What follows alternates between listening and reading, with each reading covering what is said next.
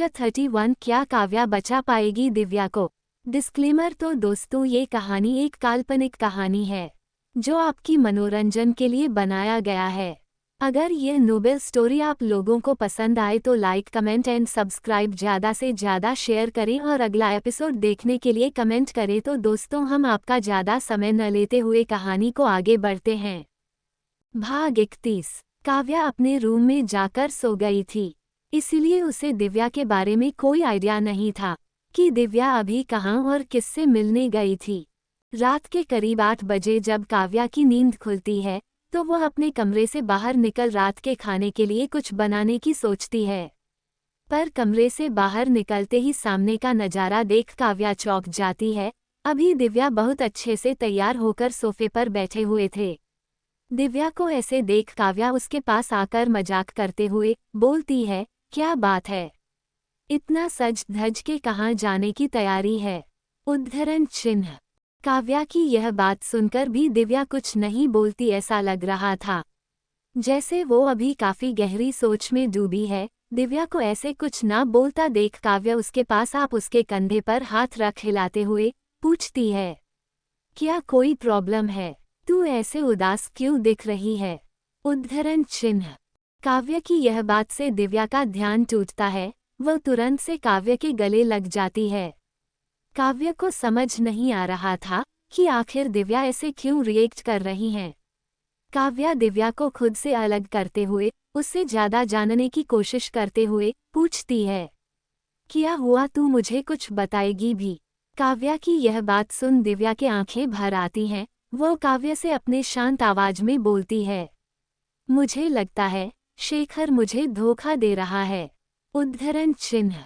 क्या मतलब। काव्य दिव्या की यह बात सुनकर चौंक जाती है। काव्या को दिव्या के बारे में पता था। दिव्या को बहुत मुश्किल से खुद के लिए एक लड़का पसंद आया था जो शायद से उसका पहला और आखिरी प्यार था। अब अगर वह भी दिव्या को रौनक की तरह धोखा दे रहा होगा तो काव्या ने तो खुद को संभाल लिए थी, पर दिव्या शायद से खुद को नहीं संभाल पाएंगे। इसलिए दिव्या की यह बात सुन काव्या काफी डर जाती है। काव्या को ऐसे डरते देख दिव्या उसे समझाते हुए बोलती है, अरे तू जैसा सोच रही है वैसा नहीं है, पर मुझे लगता है शेखर अभी मुझसे शादी करने में इंटरेस्टेड नहीं। उद्धरण चिन्ह। दिव्या की यह बात सुन काव्या उसके तरफ चौंकते हुए घूरने लगती है। देख दिव्या काव्या को समझाते हुए बोलती है, अभी कुछ घंटे पहले मुझे शेखर का फोन आया था। वह मुझे अपने घर बुला अपने पेरेंट्स से मिलवाना चाहता था, पर फिर अचानक से उसने ये बोलकर मना कर दिया कि उसके घर रिलेटिव्स आ गए हैं। अब भला रिलेटिव्स भी आ गए हैं तो क्या फर्क पड़ता है, मैं तो वैसे भी उससे शादी करने वाली हूँ, वह भी मुझे देख लेते। दिव्या की यह बात सुन काव्या हंसने लगती है। वह हंसते हुए दिव्या का मजाक उड़ाते हुए बोलती है, अबे यार तू इस बात के लिए इतना उदास है, हो सकता है वो लोग शेखर के कोई ज्यादा क्लोज रिलेटिव्स ना हो, इसीलिए वह नहीं चाहता हो कि तू कभी उनसे मिले। इसमें तुझे इतना ड्रामा करने की क्या जरूरत है, वैसे मानना पड़ेगा तू एकदम पटाखा लग रही है। मैं ड्रामा करती हूँ, इतना बोलकर दिव्या काव्या को मारने लगती है। दोनों के बीच ऐसे ही नोकझोंक शुरू हो जाता है। काव्या दिव्या से शेखर के बारे में सुन राहत की सांस लेती है। काव्या कभी नहीं चाहती कि दिव्या के साथ भी वो सब हो जो उसके साथ हुआ था। दूसरी तरफ हर्षवर्धन के घर पर अभी हर्षवर्धन अपने सोफे पर बैठे हुए शराब की ग्लास अपने मुंह के पास लगाए हुए था। वही उसके पास बैठा वो लड़का जो कि उससे थोड़ा कम एज का था और दिखने में भी हैंडसम था। वो हर्षवर्धन के साथ अभी ड्रिंक कर रहा था। अपने हाथ का गिलास खत्म करते हुए वो लड़का उस ग्लास को हर्षवर्धन की ओर देखते हुए बोलता है, भाई यार थैंक यू मुझे यहाँ बुलाने के लिए। पता है मैं कितने दिनों से शराब को हाथ नहीं लगाया, आपकी वजह से आप भी ना कहा मुझे फंसा दिए हो। अच्छी खासी जिंदगी चल रही थी, पर ऐसा लग रहा था कुछ महीनों से मैंने संन्यास ले लिया है, ना तो जिंदगी में कोई टेस्ट है ना मशाला। उस लड़के की यह बात सुन हर्षवर्धन अपने हाथ में रखा वो ग्लास नीचे रख वही सामने पड़े पैसों के बंडल से बंडल को निकाल उसके तरफ उठाकर फेंक देता है। हर्षवर्धन से वह पैसे लेकर उस आदमी के चेहरे पर एक बड़ी सी मुस्कान आ जाती है। ये देख हर्षवर्धन बोलता है, अब आ गया ना टेस्ट और मसाला? बिल्कुल भाई, अब तो मैं आपके लिए पूरा जिंदगी ब्रह्मचारी भी बनने के लिए तैयार हूँ। वो आदमी देखने में भले ही एक जेंटलमैन लग रहा था, पर उसके बिहेवियर से ऐसा फील हो रहा था कि वो हर्षवर्धन के एक इशारे पर कुछ भी कर सकता था। वह भी हर्षवर्धन के एक गुलाम की तरह बिहेव कर रहा था। उसकी यह बात शुरू हर्षवर्धन के चेहरे का एक्सप्रेशन सख्त हो जाता है। वो अपने कठोर आवाज में उस लड़के से बोलता है, कल का समय है तुम्हारे पास, जैसा मैंने सोचा है। अगर ऐसा नहीं हुआ तो तुम्हारी जिंदगी में टेस्ट करने लायक कुछ नहीं रहेगा। इसीलिए कोई भी गलती नहीं होना चाहिए, वरना जैसे अभी तुम मेरे साथ बैठ शराब पी रहे हो वैसे शायद तुम्हारी मैयत पर मैं अकेले पीऊंगा। नहीं भाई, ऐसा कुछ नहीं होगा। आप मेरे मालिक हो, मैंने तो अपना काम आज ही पूरी तरह से कर दिया था। अगर आप मुझे नहीं रोकते बट आई प्रॉमिस कल आपने जैसा कुछ तय किया है वैसा ही होगा। हर्षवर्धन से इतना बोल वो लड़का तुरंत वहां से चला जाता है, क्योंकि वो लड़का हर्षवर्धन के गुस्से को जानता था। हर्षवर्धन जितना ही दोस्ती अच्छे से निभाता था उतने ही अच्छे से दुश्मनी। वो लड़का हर्षवर्धन के लिए अभी काम कर रहा था, इसीलिए हर्षवर्धन उससे इतने अच्छे से बिहेव कर रहा था। पर अगर गलती से भी उसने कुछ गलत कर दिया तो हर्षवर्धन उसे छोड़ने वाला नहीं था। ये बात वो लड़का बहुत अच्छे से जानता था। उस लड़के के जाने के बाद हर्षवर्धन अपने घर के चारों तरफ देखते हुए खुद से बोलता है, चलो अच्छा है, कल से इस घर को संभालने के लिए भी एक मिल जाएगी। वैसे भी चिड़िया खुद के पीछे में रहे तो ज्यादा मजा आता है। इतना बोलकर हर्षवर्धन अपने ग्लास में शराब वापस से डाल उसे पीने लगता है। दूसरी सुबह काव्या हमेशा की तरह उठकर तैयार होकर और अपने और दिव्या दोनों के लिए लंच बनाने के बाद अपने ऑफिस के लिए निकलती है। हालांकि काव्या थोड़ी घबराई हुई थी, क्योंकि कल जैसा हर्षवर्धन ने उसके साथ बिहेव किया था वह उसे दोबारा अपने सामने नहीं देखना चाहती थी। पर काव्या को कहीं ना कहीं अभी इस बात की उम्मीद थी कि आज उसका सामना हर्षवर्धन से दोबारा होगा ही, क्योंकि कल हर्षवर्धन उसे वापस दिखा था तो वह जरूर आज ऑफिस आएगा। यही सब सोचते हुए काव्या अपने ऑफिस के लिए निकल जाती है। वो कितना भी घबराए या कुछ भी करे पर उसे काम पर तो जाना ही था। काव्या अभी अपने ऑफिस के रास्ते में थी। ऑफिस से कुछ दूरी पर ही ट्रैफिक जाम होने की वजह से काव्या अभी ऑटो में बैठी हुई बार बार अपने घड़ी की ओर देख रही थी। थैंक गॉड कि आज वो अपने घर से थोड़ा पहले निकले गई, वरना तो आज मैं लेट हो जाने वाली थी। काव्या सामने का ट्रैफिक खुलने का इंतजार करते हुए बार बार कभी सामने देखती तो कभी अपने घड़ी में कि तभी अचानक से उसके ऑटो के साइड एक बाइक आके रुकता है। उस बाइक पर एक लड़का और लड़की बैठे हुए थे, ऐसा लग रहा था वो बॉयफ्रेंड और गर्लफ्रेंड थे। लड़की बार बार उस लड़के के तंग कर रही थी, वही लड़का अभी हेलमेट लगाए हुए था। वो दोनों अभी सड़क के बीचों बीच थे। उन दोनों का ऐसा रोमांस करते देखा काव्या को थोड़ा अजीब लगता है, पर फिर भी इससे कोई लेना देना नहीं था। वो इस पर ज्यादा ध्यान न देते हुए ट्रैफिक खुलने का इंतजार करने लगती है कि तभी अचानक से ट्रैफिक क्लियर होता है। अभी काव्या का ऑटो स्टार्ट होने वाला था कि तभी उसके बगल में बाइक सवार वह लड़का अपना हेलमेट उतारता है। उस लड़की की शक्ल देखकर काव्या चौंक जाती है। ये शेखर था, दिव्या का बॉयफ्रेंड, जिसके साथ कल दिव्या उससे मिलकर अपनी शादी की सपने सजा रही थी। उस लड़के को देख काव्या चौंक जाती है। शेखर वह भी ऐसे किसी और लड़की के साथ सड़क पर खुलकर रोमांस कर रहा था। काव्या अभी ज्यादा कुछ समझ पाती उससे पहले ही शेखर अपना हेलमेट वापस पहन वहां से अपनी बाइक स्टार्ट कर देता है। ये देख काव्या हैरान रह जाती है। उसे शेखर पर काफी गुस्सा आता है। इसका मतलब ये था कि शेखर भी रौनक की तरह दिव्या को धोखा दे रहा था। काव्या को काफी गुस्सा आता है। ऐसे शेखर को अपने सामने से किसी लड़की के साथ जाते देख काव्या अभी काफी गुस्से में थी। वो उस ऑटो वाले से अब अपने कंपनी ना जाकर शेखर के पीछा करने का बोल देती है। ऑटो वाला काव्या की बात मान शेखर का पीछा करने लगता है। कुछ दूरी पर जाकर काव्या का ऑटो रुकता है। जब वो बाहर निकलती है तो वो अभी एक होटल के सामने होते हैं। काव्या जैसे ही ऑटो से बाहर निकलती है, उसे शेखर उस लड़की के कमर से पकड़े हुए उसे उस होटल के अंदर जाते हुए दिखता है। ये सब देख काव्या का गुस्सा और बढ़ जाता है, पर वो शेखर को रंगे हाथ पकड़ना चाहती थी, इसलिए वो छिपके उसका पीछा करती है। वही शेखर उस लड़की को लेकर रिसेप्शन से एक कमरे का चाबी ले लिफ्ट में चला जाता है।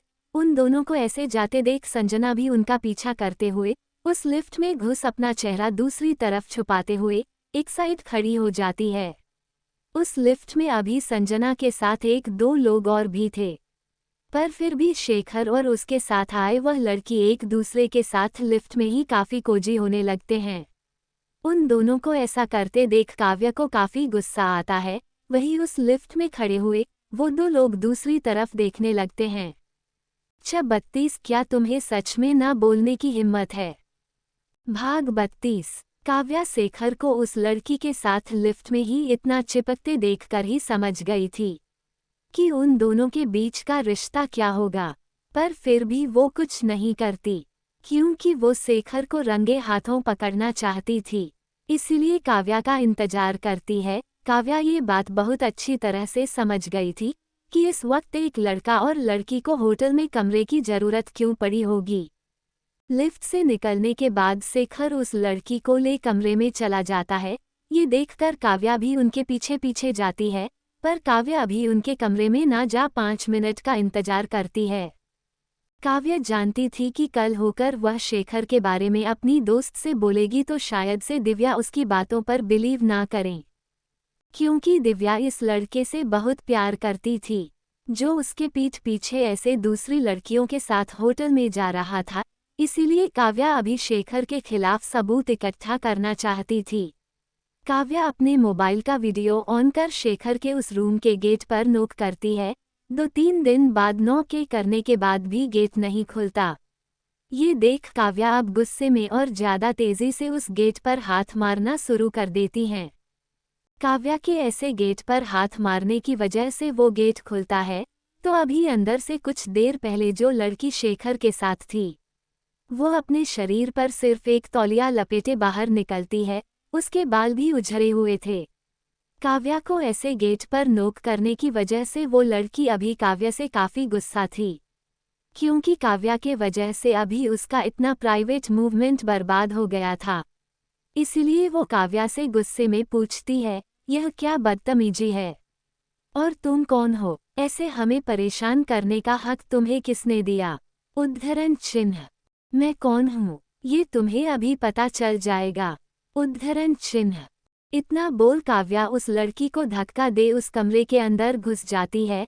तो काव्या जैसी सोची थी वैसा ही था। अभी रौनक बिस्तर पर लेटा हुआ था, वहीं उस रूम के फर्श पर इन दोनों के कपड़े थे। काव्या को ऐसे देख तुरंत से शेखर अपने तौलिए को पकड़े हुए बोलता है, तुम यहाँ कैसे? उद्धरण चिन्ह। क्यों मुझे नहीं आना चाहिए था? वैसे कल दिव्या मुझे बात रही थी, तुम उसे अपने पेरेंट्स से मिलाने वाले थे, और आज ये। सच में सभी मर्द एक जैसे ही होते हैं। उद्धरण चिन्ह।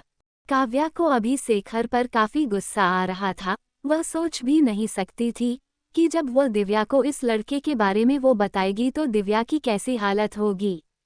वो कितना खुश थी शेखर को अपने लाइफ में पाकर। उसे क्या पता था ये लड़का भी रौनक ही निकलेगा। काव्या की यह बात सुन शेखर पूरी तरह से हड़बड़ा जाता है। वह काव्या के सामने बेचारी सी शक्ल बना उसे समझाने की कोशिश करते हुए बोलता है, तुम जैसा सोच रही हो वैसा कुछ नहीं, मैं दिव्या से प्यार करता हूँ।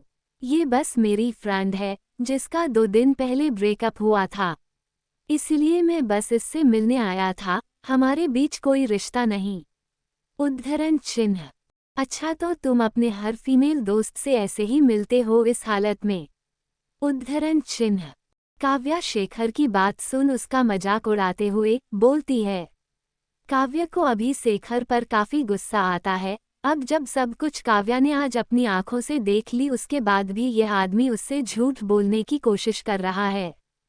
ये देखने के बाद कि काव्या अब सब कुछ देख चुकी है, शेखर काव्या से माफी मांगते हुए समझाने की कोशिश करता है। नहीं, मैं सच में दिव्या से बहुत प्यार करता हूँ। मेरा यकीन करो प्लीज, मुझे माफ कर दो। वो मैं बस अपनी दोस्त को सहारा देने आया था, पर हम थोड़े बहक गए थे। उद्धरण चिन्ह। अब तुम्हारा फैसला दिव्या करेगी। मुझे लगता है उसे भी तुम्हारी दोस्ती के बारे में पता चलना चाहिए। उद्धरण चिन्ह। शेखर की यह बात सुन काव्या अभी हंसना चाहती थी। क्या यह आदमी पागल है? वह आखिर उसे क्या समझाने की कोशिश कर रहा है? इसलिए शेखर से ज्यादा बात ना करते हुए काव्या तुरंत से उस रूम से बाहर निकल जाती है। शेखर बहुत मिन्नतें कर रहा था।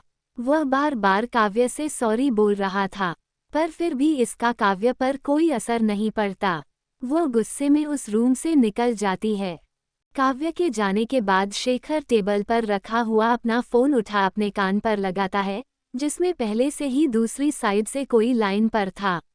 जो कुछ भी हुआ था वो सब जानता था। शेखर का फोन कान पर लगाते ही दूसरी तरफ से आवाज आती है। क्या उसके हाथ में फोन था? उद्धरण चिन्ह। Yes boss. उद्धरण चिन्ह। ठीक है, मैं देखता हूँ। तुम्हारे पास बस आज रात का वक्त है, वरना तुम मुझे जानते हो। इतना बोल दूसरी तरफ से वह आदमी फोन रख देता है। शेखर फोन रखते ही तुरंत से अपना कपड़ा उठाओ, उसे पहन, उस लड़की को पैसे दे, उस कमरे से बाहर निकल जाता है। काव्या अभी काफी गुस्से में थी। वह बार बार दिव्या को फोन लगा रही थी, पर उसका नंबर अभी स्विच ऑफ बता रहा था। काव्या जल्दी से जल्दी दिव्या को सब कुछ सच सच बताना चाहती थी।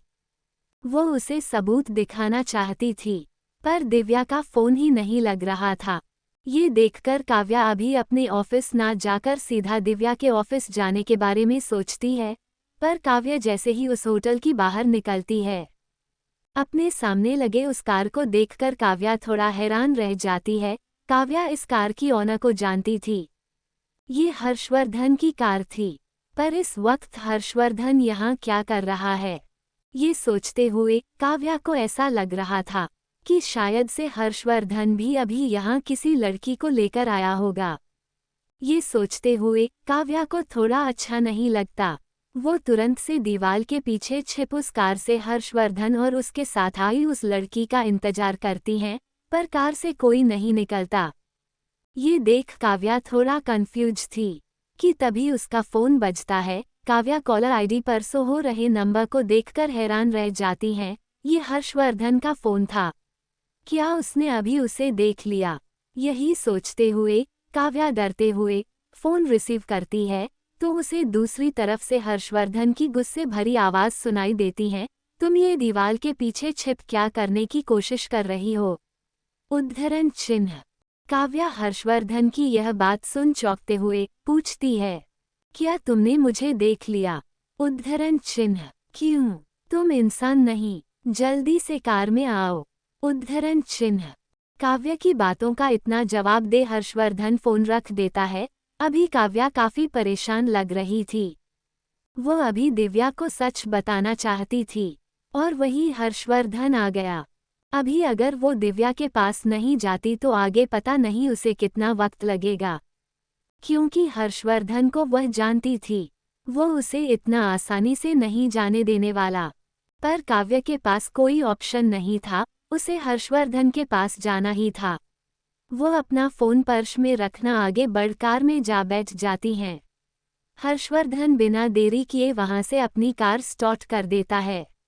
काव्या जो कि अभी यहाँ से जल्दी से निकलना चाहती थी, वो हर्षवर्धन से जल्दी में पूछती है, तुम मुझे अभी इस वक्त क्यों बुलाया? अगर तुम्हें कोई यहाँ देख लेता तो, और भला तुम यहाँ क्या कर रहे थे? वह भी इस होटल के सामने। उद्धरण चिन्ह। मुझे किसी से भी कोई फर्क नहीं पड़ता। वैसे तुम्हें नहीं लगता तुम आज कुछ ज्यादा सवाल पूछ रही हो? उद्धरण चिन्ह। काव्या हर्षवर्धन की बात सुन चिढ़ जाती है। यह आदमी हर वक्त अपनी ही बात मनवाया करता था। अब जबकि उसने खुद ही प्रॉमिस किया था कि वह अगर खुद के लिए बॉयफ्रेंड ढूंढ लेगी तो उन दोनों का रिश्ता खत्म हो जाएगा। फिर यह आज उसके सामने क्यों आ गया? काव्या चिढ़ते हुए पूछती है, क्या तुम्हें अपना प्रॉमिस याद नहीं? और वैसे भी तुम्हारी जिंदगी में तो कोई भी आ सकती है, फिर तुम मेरे पीछे क्यों पड़े हो? उद्धरण चिन्ह। मुझे अपना कोई प्रॉमिस याद नहीं और ना ही मैं प्रॉमिस निभाने में विश्वास रखता। तुम पहली लड़की हो जो मेरे इतना करीब पहुंच सकी हो, और शायद आखिर भी। उद्धरण चिन्ह। काव्या हर्षवर्धन के मुंह से ये सुन पूरी तरह से चौंक जाता है। उसकी हार्ट बीट फास्ट होने लगती है। अभी भला हर्षवर्धन बोलना क्या चाहता था? काव्या कुछ सेकंड के लिए काफी एक्साइटेड हो गई थी, पर फिर जब उसे हर्षवर्धन की गर्लफ्रेंड और उसके लाइफस्टाइल के बारे में ध्यान आया तो वह समझ गई थी कि यह आदमी उससे झूठ बोल रहा है। इसलिए काव्या हर्षवर्धन से गुस्से में पूछती है, आखिर तुम मुझसे क्या चाहते हैं? उद्धरण चिन्ह। कुछ खास नहीं, यही कि तुम मेरी बातें मानो और इस रिश्ते से आज़ादी के बारे में तब तक मत सोचना जब तक मैं न चाहूं। उद्धरण चिन्ह।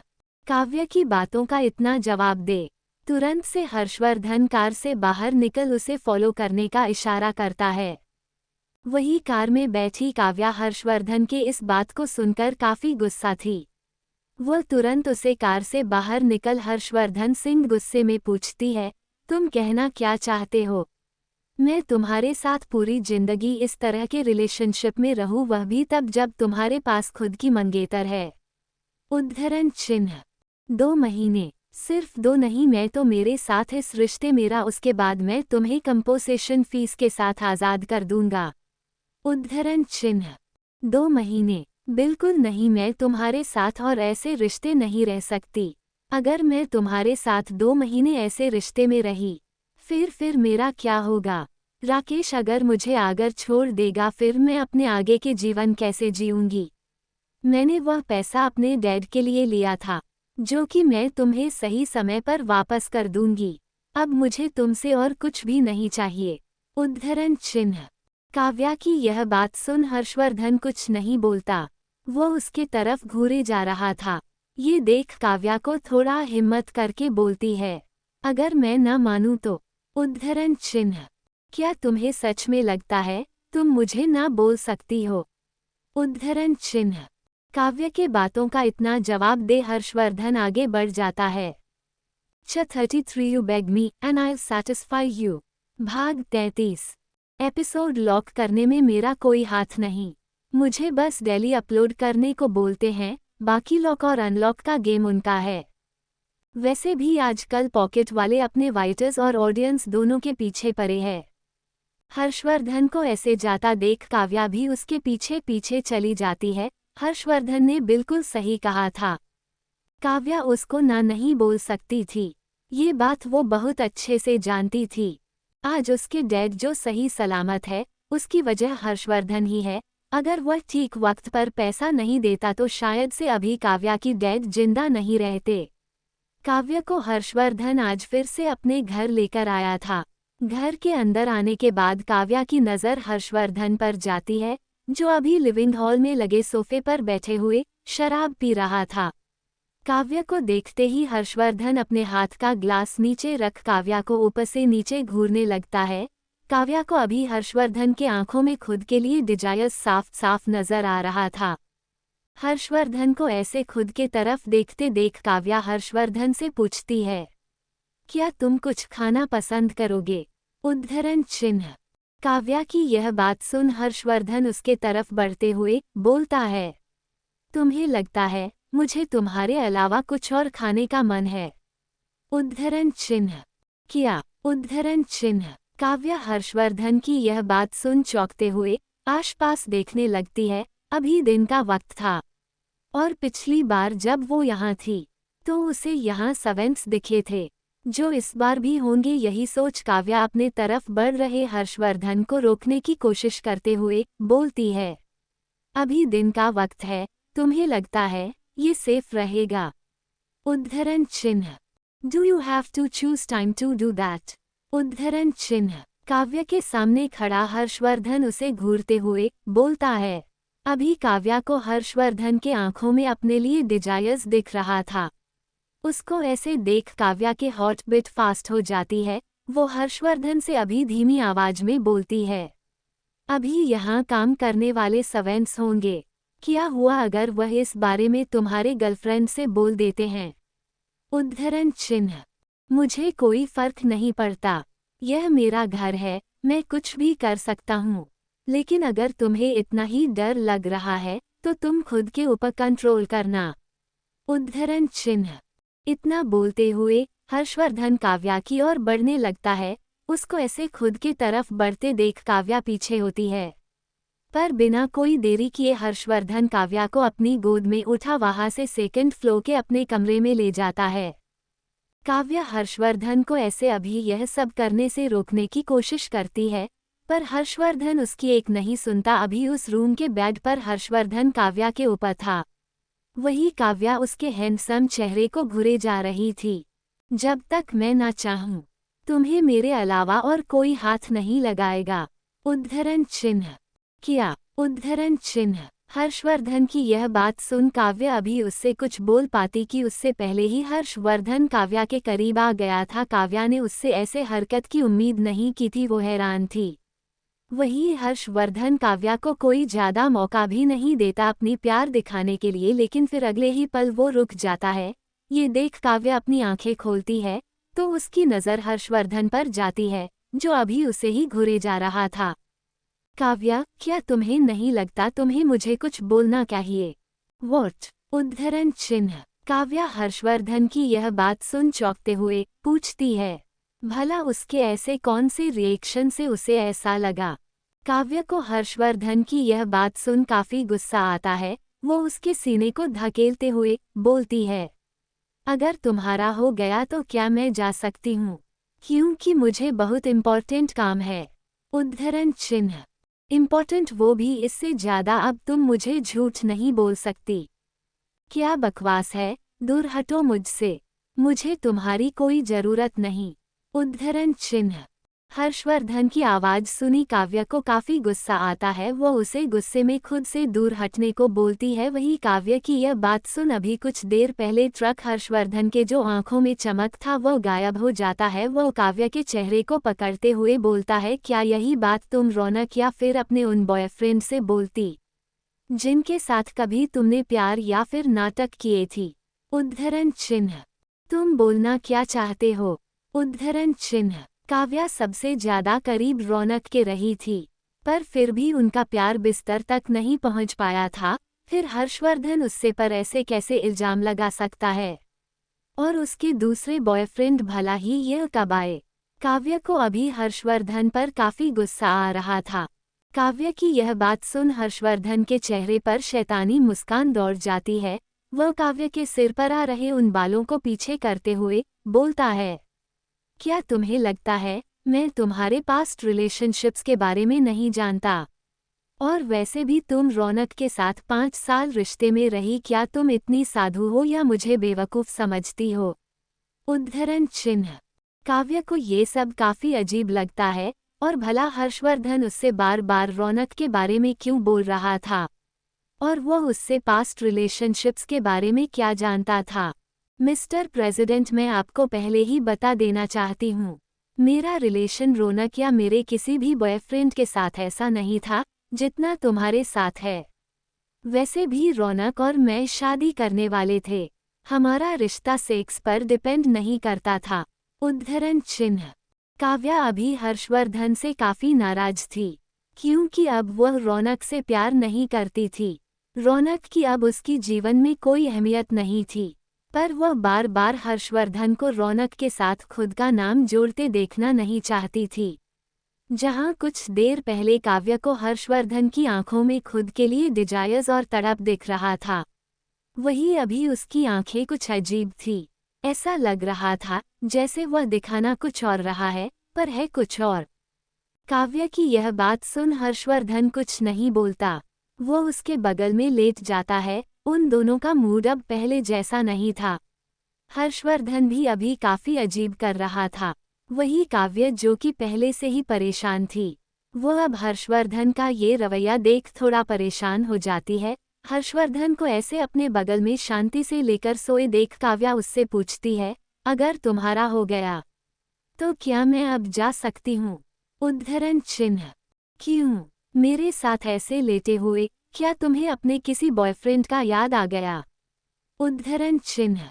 हाँ, तो उससे तुम्हें क्या फर्क पड़ता है? उद्धरण चिन्ह। काव्या हर्षवर्धन के आज के बिहेवियर से काफी परेशान हो गई थी।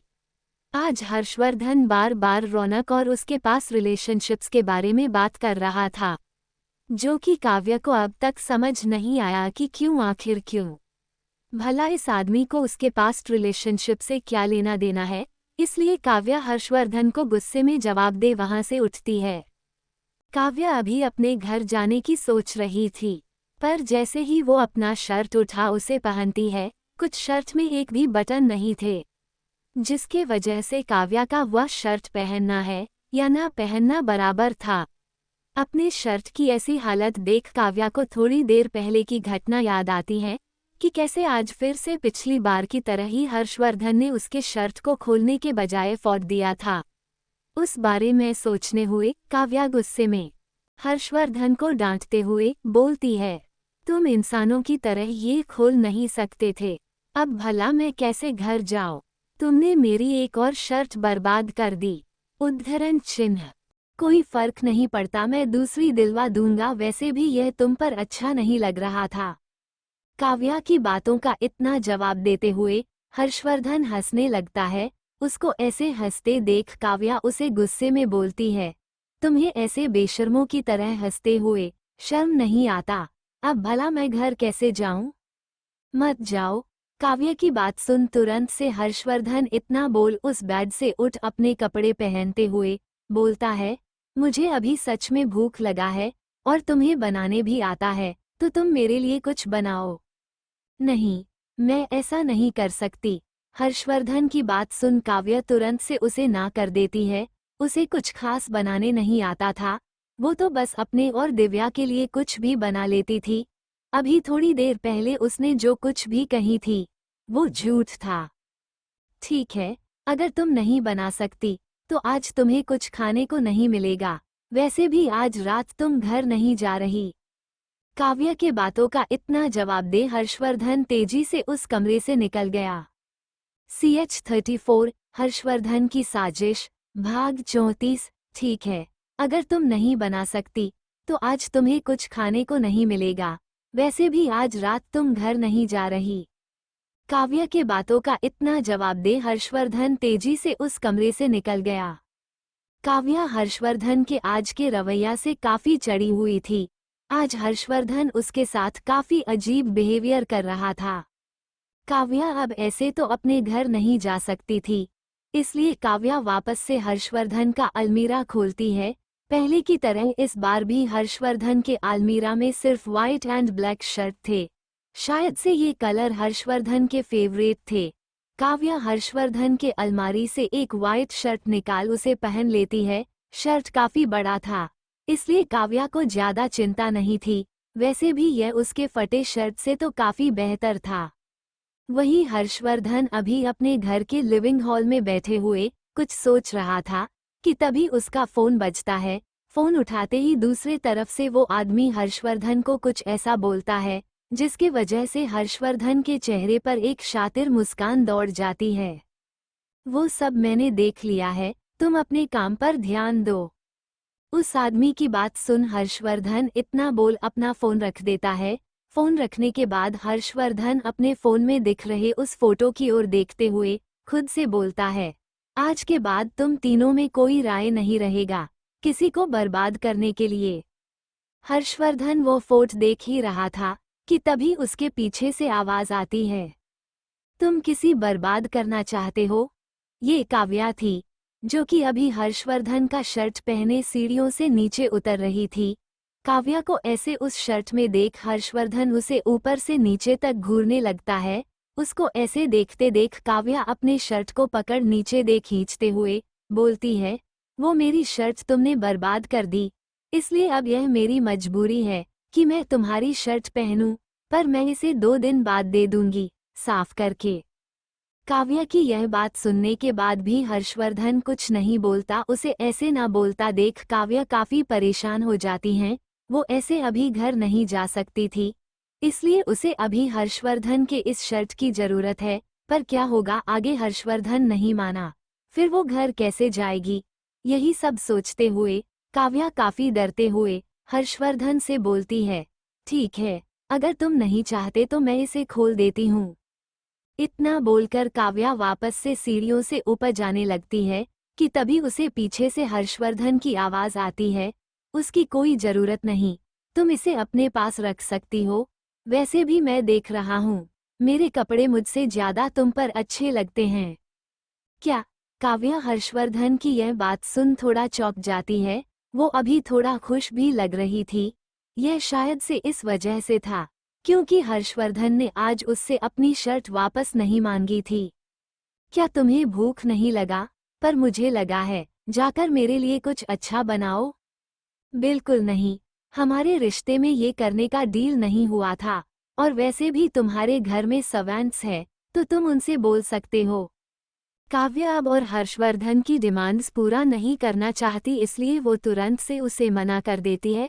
वही बैठा हर्षवर्धन काव्या की यह बात सुन गुस्से में अपनी हाथ की मुठ्ठियां बांध लेता है। काव्या हर्षवर्धन को ऐसे देख पहले तो थोड़ा डर गई थी, पर फिर वो अपने आप को शांत कर वहां से ऊपर जाने लगती है। ये देख हर्षवर्धन अचानक से कुछ सोचते हुए बोलता है, फिर ठीक है, तुम मेरी यह शर्त भी वापस करो, क्योंकि हमारे रिश्ते में ये भी कहीं नहीं है कि तुम हर बार मुझसे एक नया शर्त लेकर चली जाओगी। उद्धरण चिन्ह। क्या तुम ऐसे बोल भी कैसे सकते हो? अभी तुम्हारी वजह से ही मेरी यह हालत है। अगर तुम्हें थोड़ा इंसानों की तरह बिहेव किया होता तो मुझे ऐसा बिल्कुल भी नहीं करना पड़ता। काव्या को अभी हर्षवर्धन पर काफी गुस्सा आ रहा था। एक तो अभी हर्षवर्धन की वजह से उसकी यह हालत थी, ऊपर से अब हर्षवर्धन उसके साथ ऐसे बिहेव कर रहा है। काव्या हर्षवर्धन की ओर गुस्से में घुरे जा रही थी। वही हर्षवर्धन अपने चेहरे पर बिना कोई एक्सप्रेशन लिए उसके तरफ ही घुरे जा रहा था। ये देख काव्या को हर्षवर्धन पर और गुस्सा आ रहा था। काव्या को ऐसे गुस्सा करते देख अचानक से हर्षवर्धन के चेहरे पर एक शातिर मुस्कान दौड़ जाता है। वो अचानक से अपने शीट से उठा वहां से ऊपर जाते हुए बोलता है, अगर तुम्हें शर्ट चाहिए तो मेरे लिए खाना बनाना होगा, वरना तुम मेरे सामने नकेल घूम सकती हो। इतना बोल हर्षवर्धन काव्या के सामने से ऊपर सीढ़ियों से चला जाता है। वही काव्या बेचारी सी शकल बनाने किचन की ओर देखती है। अब ऐसा लग रहा था जैसे उसे इस आदमी के लिए कुछ बनाना ही होगा। काव्या ने थक हार कर हर्षवर्धन की बात माननी ही सही समझी। वो हर्षवर्धन के किचन में जाती है, जो चारों तरफ से भरा हुआ था। काव्या को हर्षवर्धन का ये किचन अपने रूम के 2 गुना लगता है। हर्षवर्धन के किचन में सभी प्रकार की सब्जियां, फ्रूट्स और सामान थे, जो किसी को भी एक अच्छा खाना बनाने के लिए चाहिए। पर काव्या को कहाँ खाना बनाने आता था। वो खुद एक ऐसा खाना बनाती थी जो खाकर सिर्फ दिव्या ही खुश हो पाती थी। काव्या उस किचन को चारों तरफ देखती है, अपने लायक कुछ ऐसा इंग्रेडिएंट खोजने की कोशिश में जो बना सके। तभी काव्या की नज़र किसी ऐसे इंग्रेडिएंट पर पड़ती है जिसे देख काव्या के चेहरे पर बड़ी सी मुस्कान दौड़ जाती है। वो तुरंत से उस इंग्रेडिएंट को उठा हर्षवर्धन के लिए खाना बनाने की शुरू करती है। करीब आधे घंटे बाद हर्षवर्धन अभी अपने डाइनिंग टेबल पर बैठे हुए किचन में काम कर रही काव्या की ओर देखते हुए कुछ सोचे जा रहा था। हर्षवर्धन अपने सोच में इतना बिजी था कि उसे ये तक ध्यान नहीं रहा कि कब काव्या उसके सामने आ चुकी थी। वही हर्षवर्धन को ऐसे अपनी गहरी सोच में डूबे देख काव्या अपने हाथ में लिए उस बाउल को टेबल पर पूरा जोर से पटती है। उस बाउल के टेबल पर पटकने की वजह से हर्षवर्धन का ध्यान टूटता है, तो वह काव्या की ओर देखता है, जो अभी अपने हाथ में एक बाउल लिए खड़ी थी। काव्या को ऐसे देख हर्षवर्धन बोलता है, इतना फास्ट, लगता है तुम काफी अच्छी शेफ हो। काव्या हर्षवर्धन के इस बात का कोई जवाब ना देते हुए उसे नीचे की ओर इशारा कर अपने हाथ में लिया मोबाइल ले दूसरी तरफ जाकर बैठ उसमें खाना शुरू करती है। वहीं हर्षवर्धन अपने सामने रखे खाने को देखकर हैरान था। क्या इस लड़की ने उसके लिए ये बनाई है? हर्षवर्धन अपने सामने नूडल्स देख काव्या से पूछता है, ये तुमने क्या बनाया है? ऐसे खाने तो मेरे घर के नौकर भी ना खाए। और यह नूडल्स के ऊपर एग्स और टमाटर क्यों तैर रहे हैं? क्या तुमने कुछ भी बनाने नहीं आता? यह इतना भी खराब नहीं, और सर्वेंट भी इंसान ही होते हैं, तो यह इंसानों का खाना है, तुम खा सकते हो। काव्या हर्षवर्धन के बातों का इतना जवाब दे अपना नूडल्स खाने लगती है। वही हर्षवर्धन काव्या को घूरे जा रहा था। उसे अभी काव्या पर काफी गुस्सा आ रहा था। थोड़ी देर पहले काव्या उससे बोल रही थी कि वो काफी अच्छा खाना बना लेती है, तो फिर यह क्या है? काव्या अपने खाने में लगी थी। ऐसा लग रहा था जैसे उसे हर्षवर्धन से कोई लेना देना ही नहीं। वो बड़े ही मजे से अपने हर्षवर्धन को खाए जा रही थी। जब काव्या ने अपना आधे से ज्यादा नूडल्स खत्म कर दी, तो वो अपना सिर ऊपर उठा देखती है, तो हर्षवर्धन अभी भी उसके तरफ ही घुरे जा रहा था। वही उसकी बाउल का नूडल्स बिल्कुल वैसा का वैसा ही था, जैसा काव्या उसे देकर आई थी। हर्षवर्धन को ऐसे कुछ भी ना खाते देख काव्या उससे बोलती है, यह इतना भी बुरा नहीं जितना तुम सोच रहे हो। तुम्हें एक बार ट्राई करना चाहिए। उद्धरण चिन्ह। हर्षवर्धन से इतना बोल काव्या अपने खाने में लग जाती है। वही काव्या की बात सुन हर्षवर्धन अपने बाउल में देखता है और अचानक से उस बाउल से चॉपस्टिक निकाल उस बाउल को अपने मुंह में लगा पूरी की पूरी नूडल्स पीने लगता है। काव्या जब अपने बाउल के नूडल्स खत्म कर सामने हर्षवर्धन की ओर देखती है, तो हर्षवर्धन के बाउल को पूरा खत्म देख हैरान रह जाती है। क्या यह आदमी इंसान नहीं? काव्या हर्षवर्धन को इतना तेजी में खाए देख हैरान थी, फिर भी उसे जल्द से जल्द ही यहाँ से निकलना था। इसीलिए काव्या तुरंत से हर्षवर्धन का बाउल उठा उसे किचन में रखने के बाद वापस से हर्षवर्धन के पास आकर बोलती है, क्या अब तुम मुझे छोड़ सकते हो? क्योंकि मैं इस तरह इस शर्ट में भी बाहर नहीं जा सकती।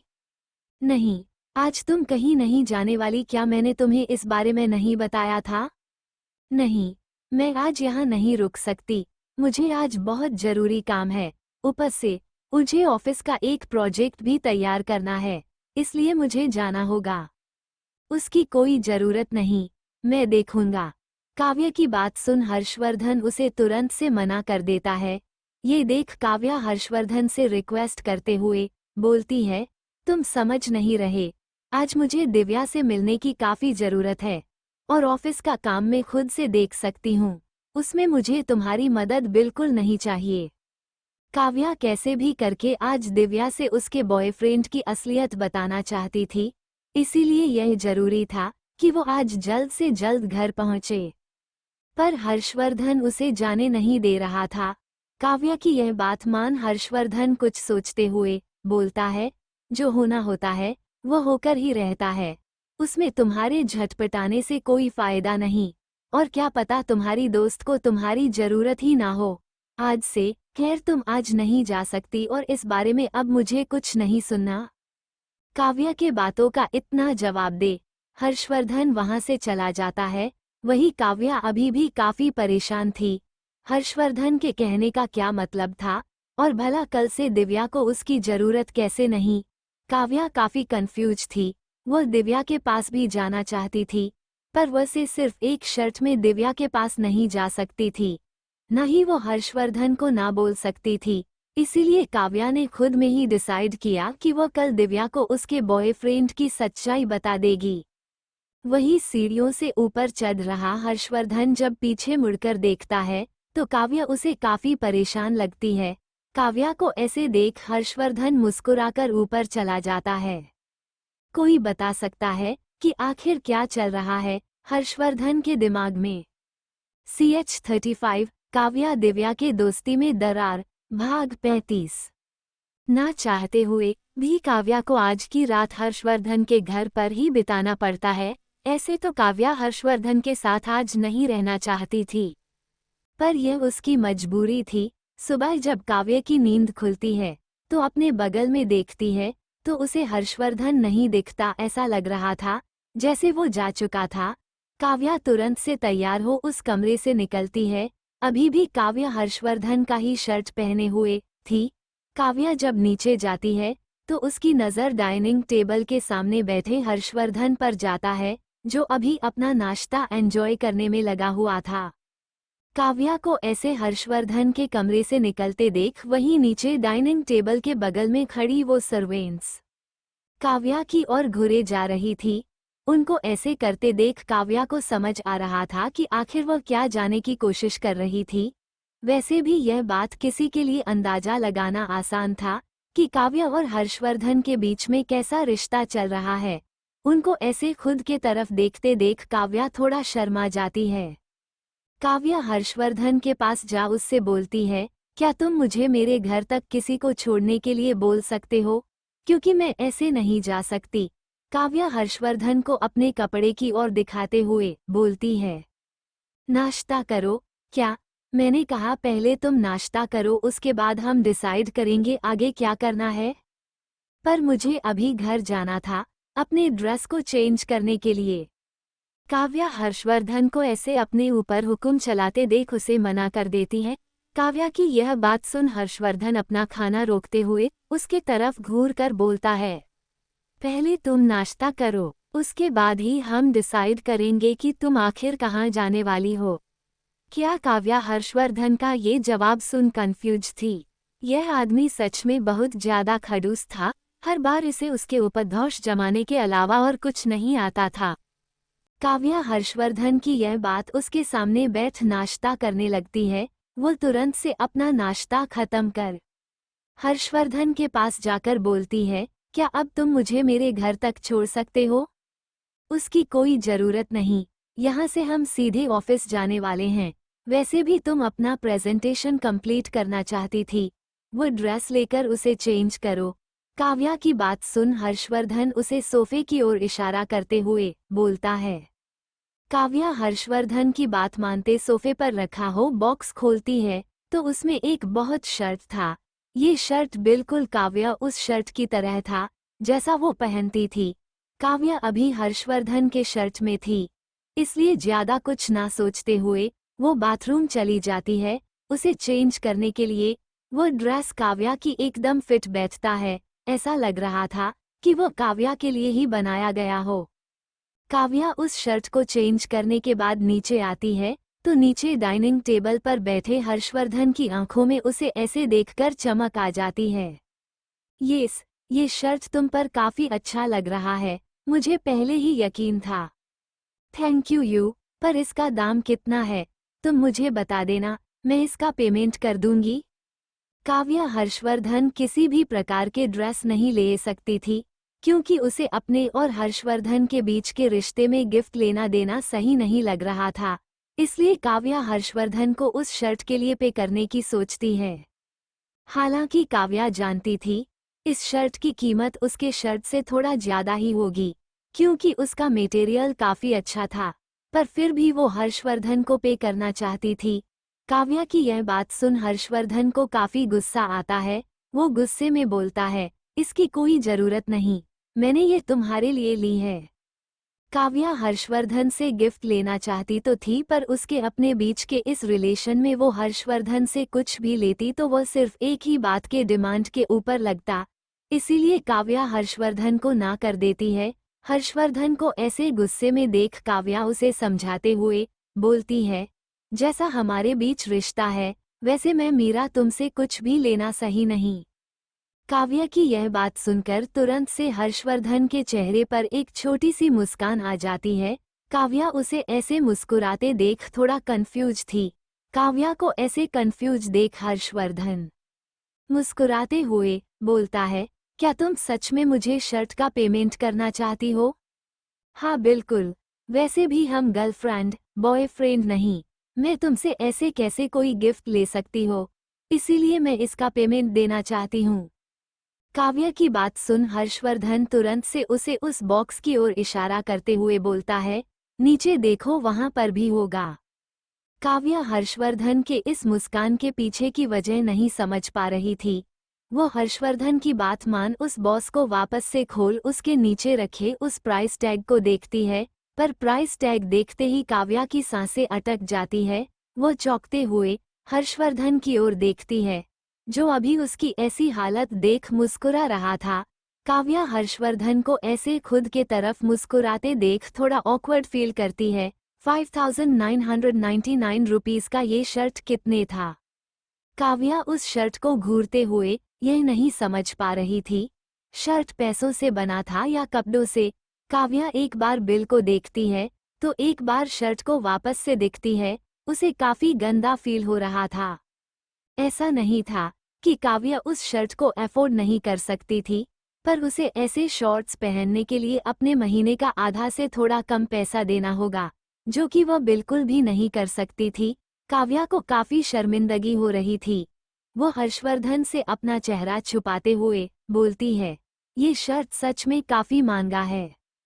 हर्षवर्धन काव्या की ऐसी हालत मुस्कुराते हुए बोलता है, वो सब ठीक है, पर मुझे ये बताओ, तुम मुझे शर्ट कब पैसा पे करने वाली थी?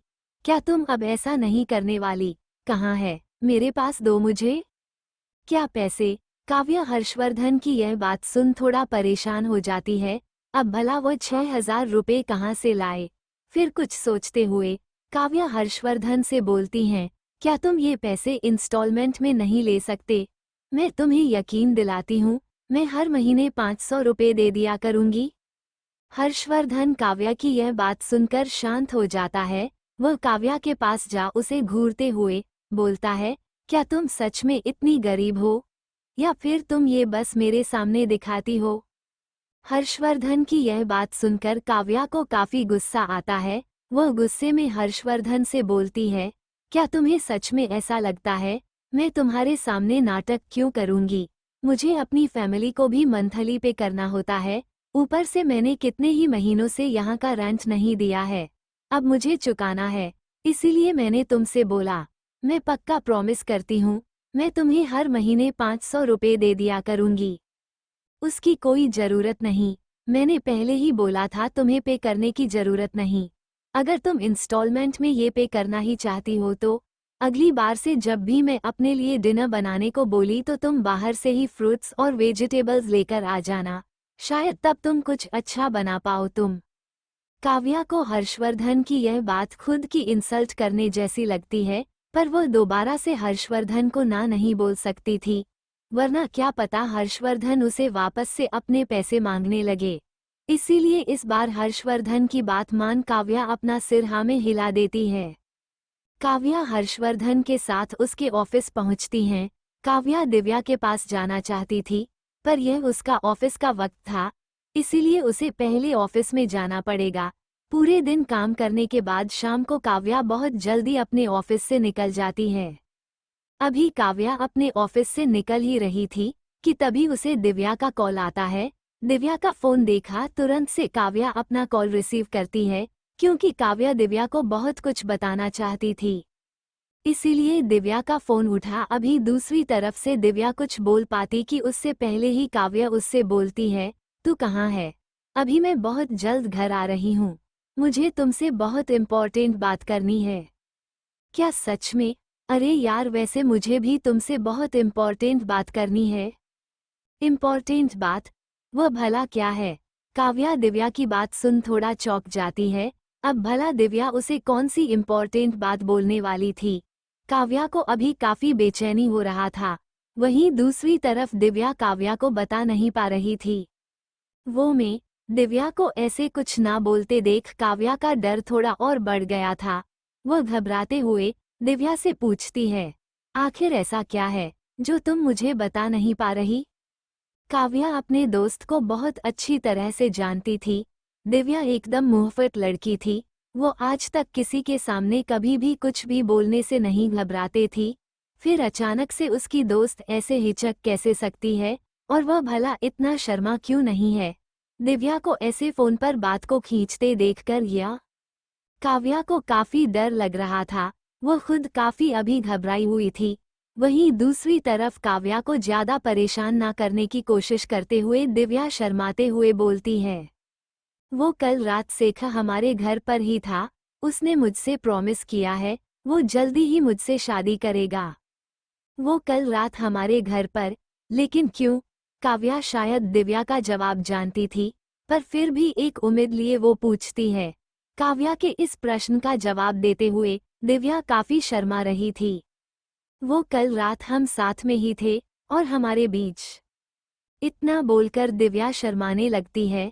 काव्या दिव्या की बात सुन शांत हो जाती है।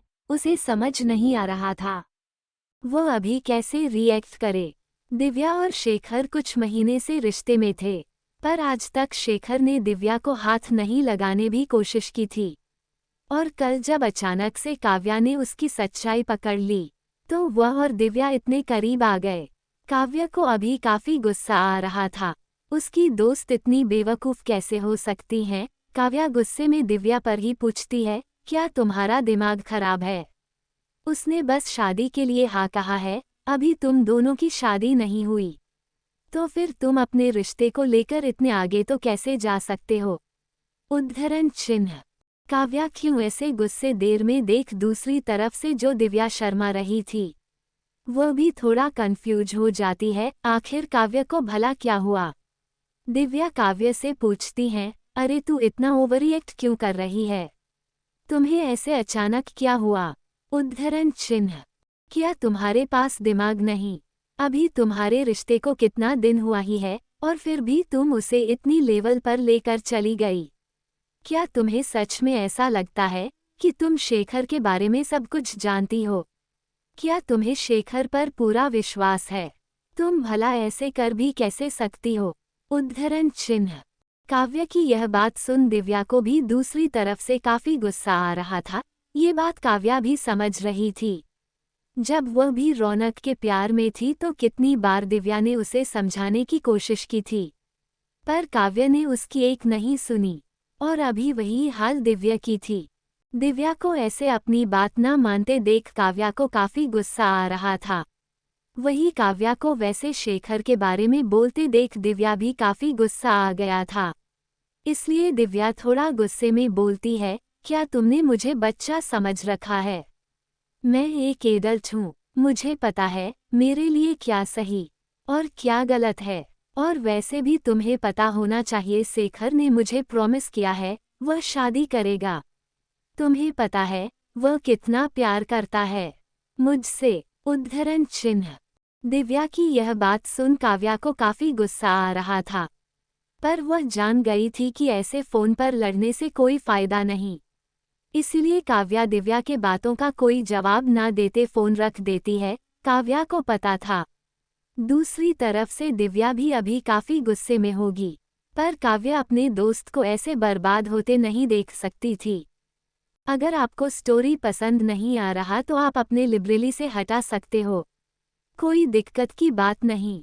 पर मैं आपके लिए अपना स्टोरी नहीं बदल सकता। अगर बदल दिया तो आगे क्या लिखना होगा यह मुझे आएगा ही नहीं।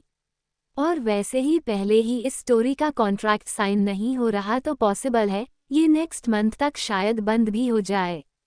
तो दोस्तों केला नोवेल स्टोरी आप लोगों को पसंद आए तो लाइक कमेंट एंड सब्सक्राइब ज़्यादा से ज़्यादा शेयर करें और अगले एपिसोड देखने के लिए कमेंट करें।